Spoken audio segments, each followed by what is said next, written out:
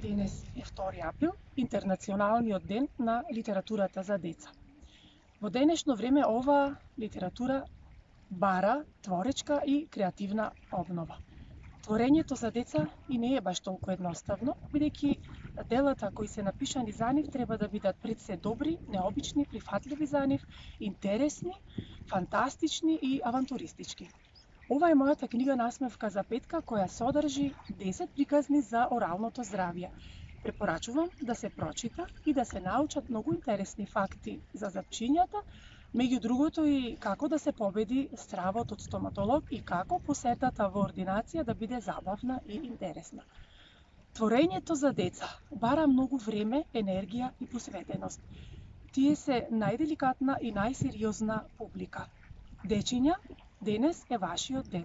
Читајте и збогатете го вашето знаење само на таков начин.